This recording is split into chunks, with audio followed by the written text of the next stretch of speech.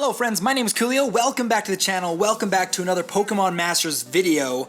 We got some brand new sync pairs coming to the game very soon. Thank you so much to the amazing data mining community for finding out all this information. I'll have a link down below to the PokemonMasters.gamepress.ggg website for anyone that's interested in checking out more detailed information about the upcoming sync pairs. Now specifically, we're just going to go through and talk about the final evolutions, at least for Emboar here, our female Emboar and Hilda, as well as the brand new Zebstrika. So let's go ahead and jump straight into this. So Hilda and Emboar are going to be our next upcoming Pokemon sync pair.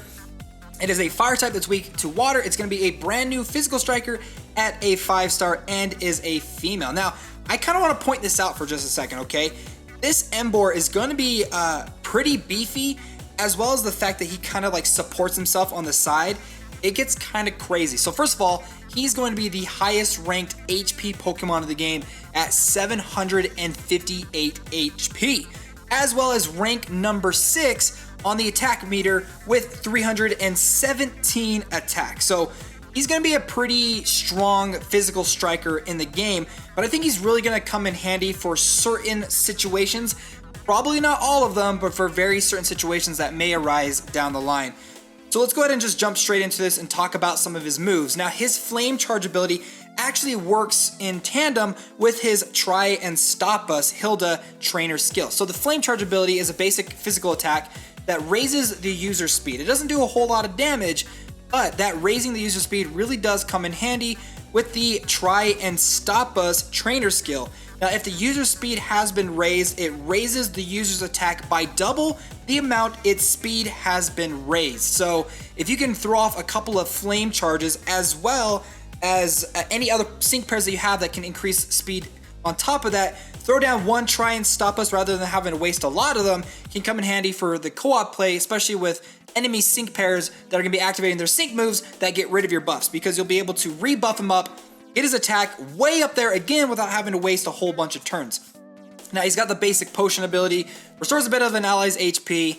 It's decent, it's there to support. It's not the most amazing skill, but we've got it. The other one that he's got is Flare Blitz. Now, this ability has a lot going on with it. Not only is it a pretty powerful damaging ability, but it also will unfreeze him, but Emboar, the user, also takes 25% of the damage it deals to the target.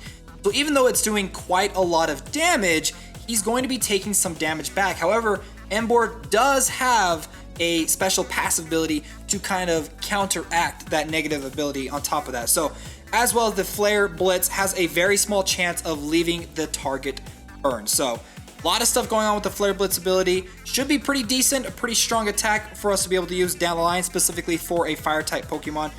Now, moving on to his sync move, it's just a straight-up strong attacking fire-type Battle Fanatic Heat Crash. So there we go. Now, this is where things get really interesting when it comes to Emboar. His first passive ability is called Antitoxin, which prevents the Pokemon from getting poisoned or badly poisoned, which leads me to believe down the line when we do come across certain co-op battles, EX battles, and things like that, that we are going to be going up against grass types that are weak against fire that will have poisoning abilities, and Emboar is going to be absolutely amazing to take down those types of enemies. On top of that, the First Aid 4 ability, this is one I talked about that kind of counteracts his other one, is it restores a bit of the Pokemon's HP once during the battle when the Pokemon isn't pinched. So he's got a little bit of some healing factor with a passive ability from his passive skill. Plus, if you wanted to, you could drop a couple of his basic potions on top of him. So like, he's kind of like this runaway cannon where he can do damage to himself, repair himself, and then just obliterate the enemy. Now, the next one that we want to talk about is Elisa and Zebstrika. This is going to be an electric type Pokemon that is going to be weak against ground types. It's another physical striker. And then looking at the overall abilities, again, pretty high HP for a Pokemon. We're getting some pretty strong tank style Pokemon's coming out pretty soon. However, Zebstrika's got some pretty good speed on top of it that's matched equally with the attack. Overall, nothing like that really stands out in the overall stats, but when we get to his abilities, that's where a lot of the more fun stuff kind of comes into play. So Spark. Spark is a basic electric ability, does physical damage, has a moderate chance of leaving the target paralyzed, and if you guys know, if you ever used a Pokemon that uses Paralyze, it can come in extremely useful for a lot of grinding through like the training or in co-op, well, not in some co-op battles, not all of them. Then we've got X attack, which sharply raises the user's attack. Again, can help him out, do a lot of significant damage. The wild charge ability, which is a really powerful physical electric attack, but the user also takes 20% of the damage it dealt to the target. So it doesn't take as much damage as Emboar did, but it doesn't have all of the like little bonuses on top of it. So I definitely think Emboar's is better because it can unfreeze them as well as burn the enemy too. The final one is Electrifying, which restores a bit of the user's HP, ensures that the next user's attack will be a critical hit. So you can use this on top of the wild charge, but the thing is it kind of deflects itself. Because wild charge, you're gonna wanna make sure that that's a critical hit to do as much damage as possible. But by the time you activate Electrifying, he's already healed himself and then he's gonna damage himself, so it kind of counteracts that. So we'll have to see how that kind of comes into play a little bit down the line. Again, Shining Spotlight Wild Bow is just another normal sync move that does a significant amount of damage. And then for the passive skills, we've got Hit and Run, occasionally raises the user's speed after it uses a move. Pretty great. Zebstrika, obviously, pretty quick Pokemon. And then Lith, I don't know if I'm saying that right, prevents the Pokemon from getting paralyzed. Again, another pretty great self-defensive move.